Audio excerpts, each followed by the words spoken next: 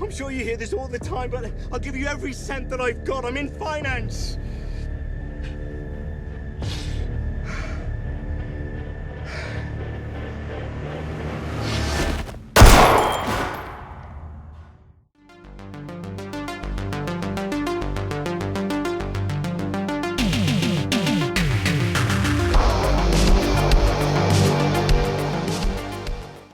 We are talking about the movie AVA, this one directed by Tate Taylor and stars Jessica Chastain, who also produced the movie.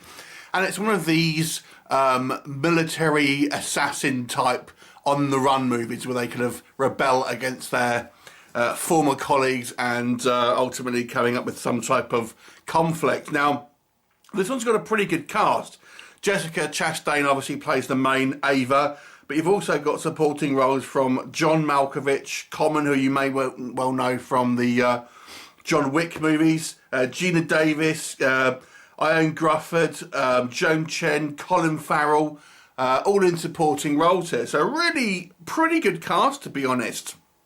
So Ava is essentially an ex-alcoholic who joined the military and has become some type of top as female assassin, and she kind of uses seduction techniques, and we've seen this in kind of, you know, the various kind of films before, Red Sparrow, you know, that sort of thing, but she's also kick-ass killer, very much in the mould of Atomic Blonde or the similar titled Anna, and then there's a kill order comes down on her and she must now fight off against her former employers.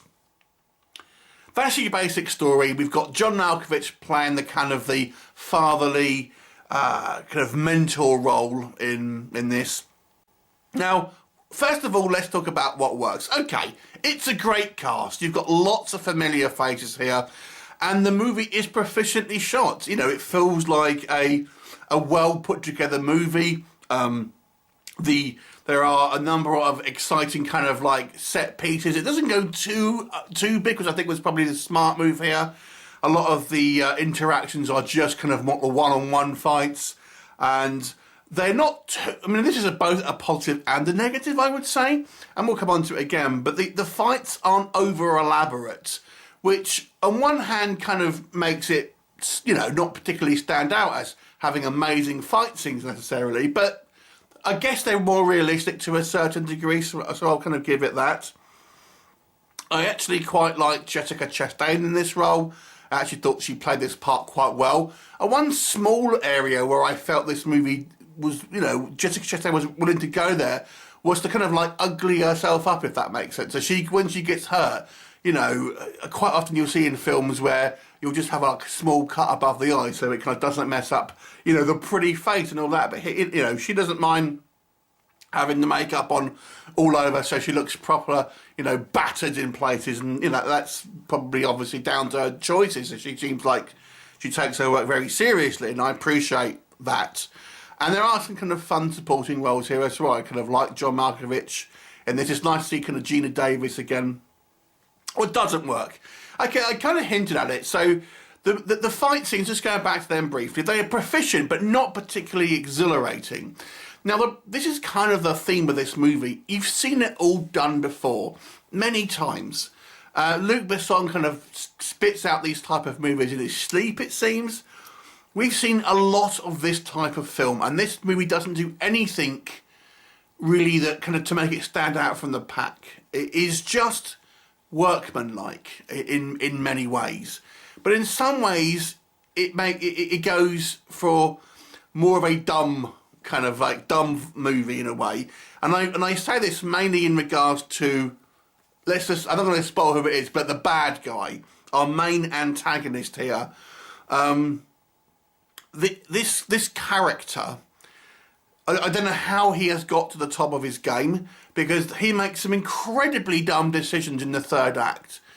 And you're thinking, how have you got to this position of authority when literally every decision that you seem to make in the kind of the movie is of course going to lead to your downfall? It just seems ridiculous. So there's that.